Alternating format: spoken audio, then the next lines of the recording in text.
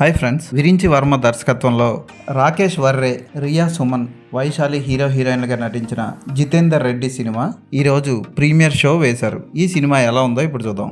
గాయత్రి తన తండ్రి గట్టయ్య డైరీ తీసుకొని గట్టయ్య జితేందర్ రెడ్డి దగ్గర గన్మెన్గా ఉన్నప్పుడు రాసుకున్న విశేషాలన్నీ చదవడం మొదలు పెడుతుంది. జితేందర్ రెడ్డి జీవితం ఎలా ప్రారంభమైంది, ఏ సంఘటన అతని జీవితాన్ని మలుపు తిప్పింది, తన చావును తాను చిన్నప్పుడే ఎలా ఎంచుకున్నాడు, జితేందర్ రెడ్డి చావు ఎలా జరిగింది, ఎవరి వల్ల జరిగింది అన్నది సినిమా కథలో మనం చూస్తాం. 1980లో జరిగిన ఈ కథలో రామన్న, గోపన్న కూడా ముఖ్య పాత్రలు పోషిస్తారు. అలాగే ఆ ఊర్లో ఉండే రాజకీయ నాయకులు, పోలీసులు కూడా జితేందర్ రెడ్డికి వ్యతిరేకంగా మారతారు. కాలేజీ రోజుల నుంచి ప్రజలకు ఏదో చేయాలని తాపత్రయపడే జితేందర్ రెడ్డి ఒక గొప్ప నాయకుడు అని ఈ సినిమాలో చూపిస్తారు. కథలో అంత దమ్ముంది, సన్నివేశాలు కూడా అంతే గొప్పగా ఉంటాయి. కానీ ఒక మంచి కమర్షియల్ సినిమా మలచడానికి రెండు గొప్ప సన్నివేశాలు ఉన్నాయి ఈ సినిమాలో. ఒకటి, జితేందర్ రెడ్డిని చంపడానికి ఇంటి చుట్టూ భాష తన స్నేహితులతో దాడి చేస్తాడు. ఆ సన్నివేశాన్ని చాలా గొప్పగా తీయొచ్చు. అలాగే క్లైమాక్స్లో నక్సలైట్ల దాడిని చాలా గొప్పగా తీయొచ్చు. ఈ రెండు సన్నివేశాలు కూడా సూపర్ మాస్ ఎపీల్ ఉన్న షాట్లతో అద్భుతంగా తీయొచ్చు. కానీ దర్శకుడు విరించి వర్మ చాలా స్లో టేకింగ్తో సరిగ్గా తీయలేపాడు. అంతెందుకు, హీరోతో పాటు తిరిగే ఇద్దరు ఫ్రెండ్స్ని, ఒకడిని రిక్షాలో ఉండగా చంపేస్తారు, ఇంకొకటి గుడి దగ్గర నుంచి బయటకు వస్తున్నప్పుడు చంపేస్తారు. వాళ్ళిద్దరు చావు జరిగిన తర్వాత నెక్స్ట్ షాట్లో హీరో జితేందర్ రెడ్డి హాయిగా కూల్గా మిగిలిన ఫ్రెండ్స్తో టీ తాగుతూ ఉంటాడు. అప్పుడు కూడా ఒక హత్యా ప్రయత్నం జరుగుతుంది. ఎమోషనల్ కంటిన్యూటీ లేని సీన్లు చాలా తీశాడు దర్శకుడు ఈ సినిమా నిండా. రామన్న, గోపన్న ఇద్దరిని తగలబెట్టిన తర్వాత హీరో ఫేస్ని జూమ్ చేస్తే ఫేస్లో ఒక్క ఎక్స్ప్రెషన్ ఉండదు. రాకేష్ వర్రే అక్కడక్కడ బాగున్నాడు అనిపించిన సినిమా మొత్తం 2-3 ఎక్స్ప్రెషన్స్తోనే సినిమా అంతా నడిపించేశాడు. కొన్ని పాటలు అయితే ఎందుకు వస్తారా బాబు అనిపిస్తుంది. ముఖ్యంగా పెళ్లి పాట అయితే చిరాకు వచ్చేస్తుంది. ఇలాంటి సినిమాలకి అద్భుతమైన నేపథ్య సంగీతం అవసరం. ఇటువంటి సినిమాలకి అద్భుతంగా మ్యూజిక్ ఇవ్వగలిగిన సంగీత దర్శకుడు ఈ కాలంలో ఇప్పుడు ప్రస్తుతానికి తెలుగు ఇండస్ట్రీలో లేడనే చెప్పాలి. ఒకప్పుడు వందే మాతరం శ్రీనివాస్ గారని ఒక గొప్ప మ్యూజిక్ డైరెక్టర్ ఉండేవాడు.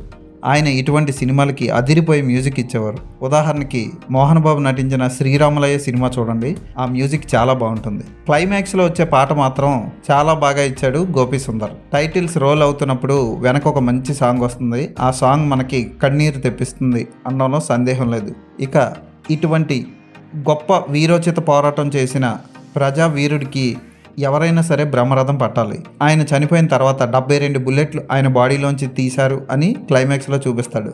అటువంటి గొప్ప వీరుడి చావుని అద్భుతంగా పిక్చరైజ్ చేసి చూపించాలి. అతన్ని చంపుతున్నప్పుడు మనకి జాలి కలగాలి. కానీ ఇక్కడ మనకి ఏ ఫీలింగ్ కలగదు. ఏదో తీశారు, ఏదో చూసాము అన్న ఫీలింగ్ వస్తుంది. జితేందర్ రెడ్డి గన్ మ్యాన్ పాత్రలో రవి ప్రకాష్ పర్వాలేదు అనిపించాడు. సుబ్బరాజు పాత్ర ఆకట్టుకుంటుంది. హీరో తండ్రి పాత్ర, తల్లి పాత్ర కూడా బాగుంటుంది. హీరోని ప్రేమించే అమ్మాయి పాత్ర కానీ, ఫ్రెండ్ పాత్ర కానీ ఓకే అనిపిస్తాయి. ఇక ఛత్రపతి భద్రా ఉన్నాడు కదా, అతను మెయిన్ నక్సలైట్గా యాక్ట్ చేశాడు. అతని పాత్ర కూడా అతను బాగా పోషించాడని చెప్పొచ్చు. అలాగే అతనికి సహాయం చేసే లాయర్ పాత్ర కూడా బాగా పోషించాడు. ఆ నటుడు బాగా ఆకట్టుకున్నాడు. డైలాగ్స్ కూడా అక్కడక్కడ బాగుంటాయి. కానీ అవే డైలాగ్స్ రిపీటెడ్గా మళ్ళీ మళ్ళీ వస్తున్న ఫీలింగ్ కలుగుతాయి మనకి. దేశం అంటే మట్టి కాదు, దేశం అంటే మనుషులై, మనమే దేశం, దేశమే మనం అన్న టైపు డైలాగులు రిపీట్గా వస్తున్నట్లు అనిపిస్తుంది సినిమాలో. చాలా చోట్ల కొన్ని పాత్రలు డైలాగ్స్ చెప్తున్నప్పుడు అస్సలు లిప్సింక్ ఉండదు. కొన్ని అయితే అసలు నోరు కూడా మెదపకుండా చెయ్యి ఊపడం వంటివి మనం చూస్తాం. ఉదాహరణకి వాజ్పేయి పాత్ర వస్తుంది. ఆ పాత్ర అసలు నోరు కూడా బయటికి ఓపెన్ చేయదు, డైలాగ్స్ మాత్రం వచ్చేస్తూ ఉంటాయి. చాలా మిస్టేకులు చేశాడు దర్శకుడు విరించి వర్మ. వాజ్పేయి మీటింగ్ జరుగుతున్నప్పుడు క్రౌడ్ని చూస్తే కాపీ పేస్ట్ ఈజీగా తెలిసిపోతూ ఉంటుంది. విఎఫ్ఎక్స్ కూడా చాలా తప్పుగా తీశారు. క్లైమాక్స్లో ఆ కాలంలో ప్రాణత్యాగాలు చేసిన అందరి ఫోటోలు చూపిస్తాడు. అవి చూస్తున్నప్పుడు జాలి కలుగుతుంది, బాధ కలుగుతుంది. సినిమా మొత్తంలో రోలింగ్ టైటిల్సే ఆకట్టుకున్నాయని చెప్పొచ్చు. ఫోటోగ్రఫీ ఓకే అనిపిస్తుంది, అంతేగాని గొప్పగా ఆర్టిస్టిక్గా ఒక్క ఫ్రేమ్ కూడా ఉండదు. ఇటువంటి సినిమాలు తీయాలంటే రామ్ గోపాల్ వర్మే తీయగలడు. ఇటువంటి సినిమాకి మ్యూజిక్ ఇవ్వాలంటే వందే మాతరం శ్రీనివాస్ గారే ఇవ్వాలి. ఇలాంటి సినిమాలకి ఫోటోగ్రఫీ కూడా రామ్ గోపాల్ వర్మ లాంటి వాళ్లే చేయించుకోగలరు. విరించి వర్మ అంత గొప్పగా తీయలేకపోయాడు ఈ సినిమాని. ఫస్ట్ హాఫ్ చూసేసరికి జనం సీట్లో ఒక్కసారి కూడా వేయలేకుండా, విజిలేయకుండా అటు ఇటు దొర్లుతూ ఎందుకు వచ్చామా అని ఫీల్ అవుతారు. ఇక సెకండ్ హాఫ్ అయ్యేసరికి చాలామంది నిద్రలోకి జారుకుంటారు. ఏదైనా ఒక గొప్ప వ్యక్తి కథ ఇది. కథగానే ఉంటే బాగుండు. సినిమా తీసి దానికి చెడ్డ పేరు తీసుకొచ్చారు దర్శక నిర్మాతలు. ఈ సినిమాకి నేను ఇచ్చే రేటింగ్ 2.5/5.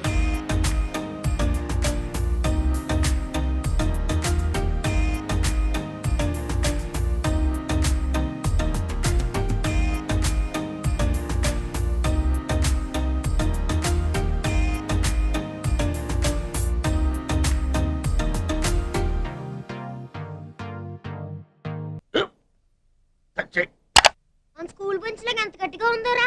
కొట్రా కొట్టు, పర్లేదు కొట్టు. అబ్బా చైన్ పెట్టేసింది బాబాయ్.